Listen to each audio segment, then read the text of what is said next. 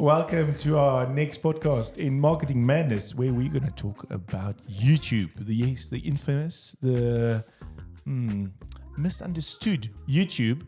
And we're going to talk about why it's important, why you should be doing it, and also why people are hesitant to do it. So the theme for today is why YouTube is your new business card, and you should be handing it out. Thank you very much for joining me today. We've got Clarissa, our Chief Client Success Manager, herder of cats and CEOs. And we've got Estelle, our social media expert, maker of posts and interesting, funny reels. So thank you for being on the podcast today. I'm really excited to have you here. So let's get into it. So how does YouTube help position your business as an expert in your field, that you are solving what you need to be solving for your clients? Clarissa, what's your opinion? So firstly, fun fact, YouTube is the second largest search engine in the world at the moment. So if you're a business and you're not on YouTube and you're not publishing, you are physically not putting yourself in front of an active searching audience. So you're missing a huge opportunity. That's the first thing. The second thing is, if you can create content that actually solves a problem, you automatically become the go-to channel or the go-to company to solve problems within your niche. And all of that in turn leads to people, first of all, trusting you, knowing that you actually know what you talk about. And then when they contact you, they already know how you think and how you solve problems. So you're already halfway to a completely converted lead by the time they get to you. Yes, I think that's absolutely true. The fact that people need to position themselves as solving a problem already on YouTube builds that trust that, yes, when I do business with you, I'm going to also solve that problem. But there's hesitancy from a lot of companies to engage with YouTube and to start using YouTube to create content. Why do you guys think that is? So I think a lot of people don't know where to start. They have the thought leadership, but just physically putting yourself out there and sharing your knowledge with people, I think that is where a lot of people are hesitant. And I think especially with everything that moved more to a digital stage, rather put something out there, speaking to your client's pain point, than staying silent, because that is where you lose visibility, not only on YouTube, since a lot of people are preferring visual content. Rather start than falling behind. Exactly. And I think people are afraid to give their IP or their process or their, what makes them unique away. But to be honest with you, there can be multiple businesses solving the problem in a similar way. But if you position yourself as the go-to expert, you're going to be outperforming them. So I fully agree with you, Estelle. Yeah. So I think what is also important is to have a strategy. A lot of people tend to wait until it's perfect. And that's not the case. If you're going to wait until something is perfect, you're never going to be on YouTube. So taking one of our clients as example, came to is they are posting once a week, just every Friday on a peak time. And just in a question of a week, they received 1,600 views of brand new people that haven't subscribed to them yet. And that's simply by showing the process, what they do behind the scenes, speaking directly to the pain point, and they took the videos themselves. They didn't wait until it was perfect. They just started to implement their strategy before they lose that visibility. And it is about visibility because, as Clarissa mentioned, it's the second biggest search engine in the world. So if you're not there, it's like not having a website. Yeah, you might as well not be on Google. Definitely. If you're not on YouTube at this point. Yeah, that's exactly where we are. And that, I think that's the disconnect that a lot of people haven't made, that transition in understanding why it's important. Estelle, where can people begin? What do you think? You said strategy, just have a strategy and just get out there. But how would you approach it if somebody asked you? So the great thing about YouTube, it's intertwined. So if you post something on YouTube after you created your channel, obviously it needs to be on your brand, but you can link that back to your website. And then that links back to your GEO and SEO, and everything links is a golden thread. So linking your YouTube to all your other brands as well, not only does it boost your brand authority, it also makes you stand out as a voice within the industry. That's true. And what we're seeing with GEO, that artificial intelligence search engines, was search engine optimization, which is GEO, that visibility towards ChatGPT and Anthropic and Meta, they actually now look at the YouTube videos that's linked on the websites to understand what your brand is all about and to understand if you are the answer to people's questions. Fun fact, they actually look at your YouTube tags, and your description on YouTube is something that people completely undervalue, because that's what the AI is going to go look at. He's not necessarily going to watch your whole hour and 5-minute video, but he's going to look at what you've tagged it as and what you've put in your description. And that's actually one of the coolest things that makes YouTube content basically everlasting, because it's connected, yes, to your brand, but it's also connected to keywords. So if I posted today and 2 years along the line, someone else goes and they've got the exact same problem, because my video ranked for a certain keyword, that content's going to stay relevant. It's going to stay in the organic loop, which is actually pretty cool. So it's never a waste. So, okay, I just want to disagree with you on one point, and that's when you said that AI is a he. Have you seen how many words AI use? I think it's a she. Have you seen how poorly it listens? It's a he. No. And it can never find the file. I wonder which gender that is specific to. I disagree, because it actually remembers every mistake you made. So it definitely is a she. So we can have this debate on another podcast, I think. Okay. So how does YouTube bring in leads, Clarissa?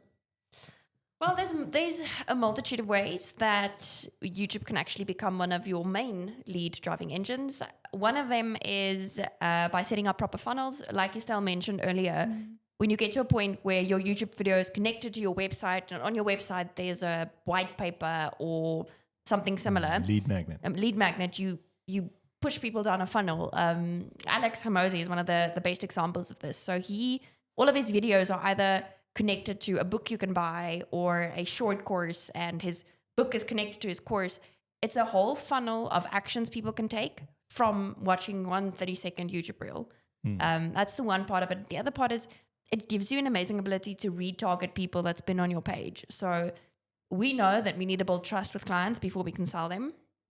So someone has probably seen 1 or 2 of your videos but haven't converted yet. Then you bring in your short-term YouTube targeting ads. You retarget those people, basically put your brand in their face all day long, get them to get to know you and trust you. And that also has a major impact on lead gen from YouTube. Yeah, that's true. And I think that's where it also connects to personal branding, because personal branding is all about building trust in you as a leader, so that when you go, okay, guys, you trust me, I'm going to tell you that we solve this problem in this way with this company, I'm going to go to that company. And yeah, so YouTube is uniquely positioned to build trust and to increase visibility at the same time. What kind of content works well, Estelle, on YouTube? So looking at content, you get influential content and then you get informed. And the best is to combine both. So with your influential content, if people see your face, they would recognize you before they recognize your company brand. So it's someone they can trust, it's someone they can look at. And if they're going to look for some guidance, they're going to go to YouTube. Not a lot of people prefer to search anymore. So they're going to look for someone they can see as authority, someone that can speak directly to them. Whereas your informed content is based more on your expertise or the guidance, education part you can bring. So I think the ideal is to combine both and, in a sense, give a practical explanation when you're actually talking to someone about how you can help them with their challenges. You tell the stories. Yeah. We solved this problem for this client in this way. And then, a potential client goes, oh, I'm the same as that client. I loved how you solved it. I want that as well. So because it allows you to tell those stories, we've moved away from YouTube just as entertainment, which is what started out as, which is, I think, a lot of ways where TikTok was and still is, but we're seeing that across the platforms where it starts as entertainment, Instagram as well. Then it becomes edutainment. And then the entertainment stays there, but people are starting to use it for education as well, because people are lazy. And if you can give me education where I'm actually learning something in a format that I can easily absorb it, then I'm going to definitely use it. And so businesses should not underestimate that effect. I think we've alluded to this, but I just want to expand on that. Where does YouTube fit into the whole user journey when we're talking about holistic marketing? Because it is about, not just doing one thing, but doing everything needed to put yourself out there. So Estelle, from your perspective on social media, where does YouTube play into, for instance, positioning a brand within social media? So I think looking at some of the social media clients that we have, a lot of people tend to do a podcast or a webinar, and all of that links back to your YouTube. So for instance, we will post snippets, just giving a 30-second informative and also storytelling based from a CEO's point of view, leading that then to a YouTube where people get more information about a subject. So I think long form, yeah. So I think in that sense, not only do you give people advice, but you also give them a solution. And quickly. Well, to add to that, when I look at my client portfolios, one, they have to have a YouTube channel and they have to have a podcast with themselves. I don't care if they're talking to themselves the whole time or if they're interviewing guests, but I kind of have it as a stock standard start point. Get a YouTube channel, get a podcast.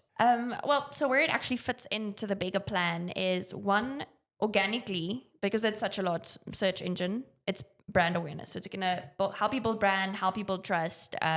It's a starting point. Like Estelle said, people are lazy. They want a place to get something quickly. They don't want to read a book, myself included. Headway all the way, 15 minutes and I know everything.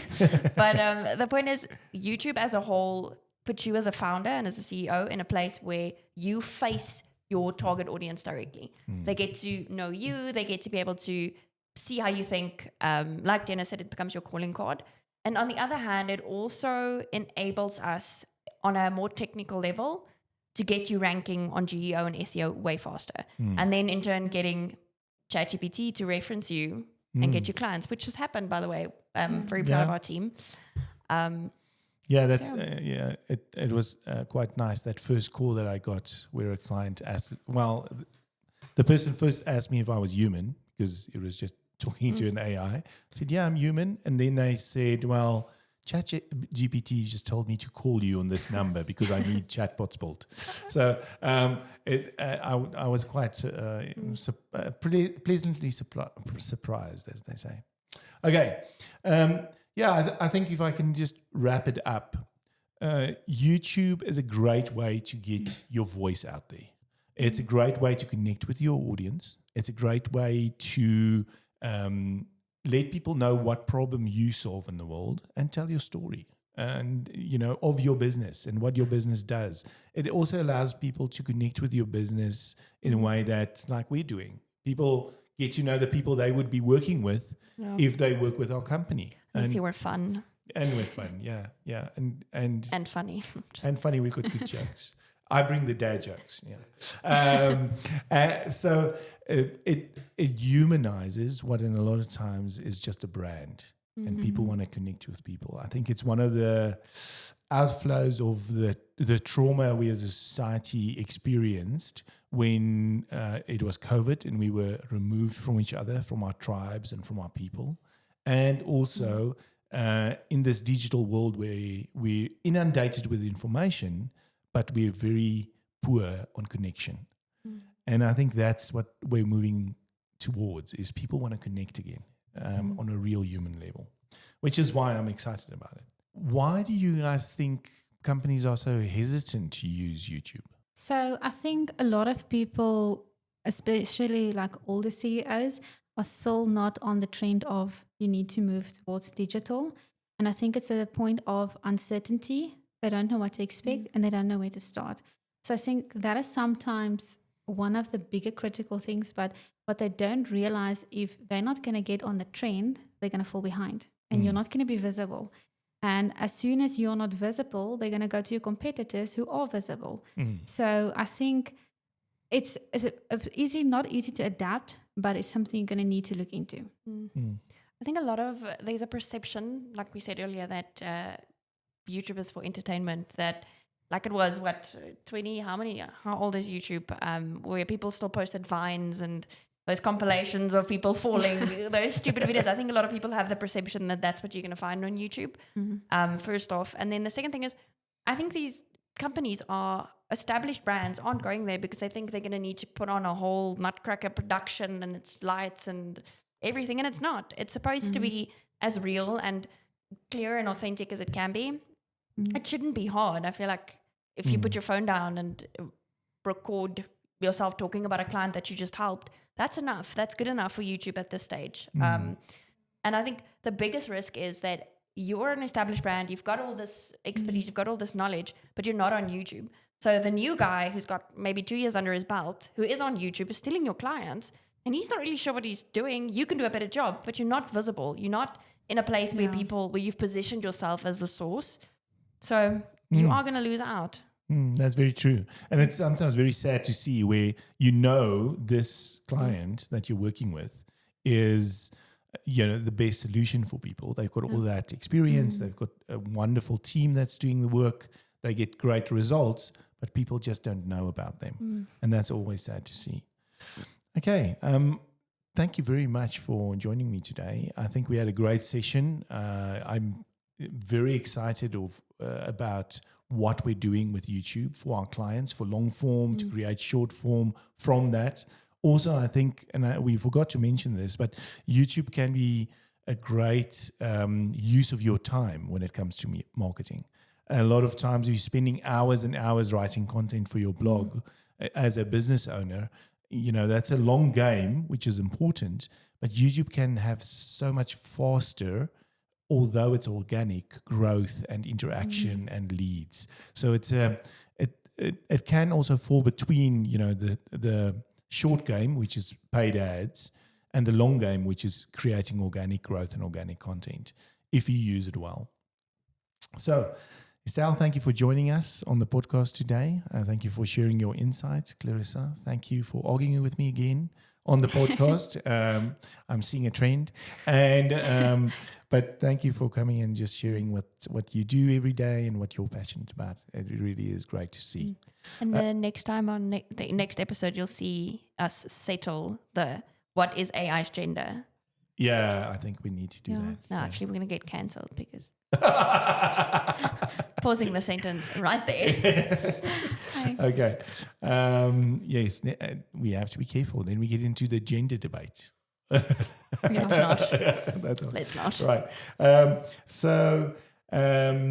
I just want to thank again, Just Like That Productions, Dietmar, you're doing an awesome job. Well done. Right. And see everybody on the next episode where we talk about personal branding and why it's important. Thank you for spending some time with us on the tubes. And please do like and subscribe to our podcast if you found this useful. It does help us a lot. And see you on the next one.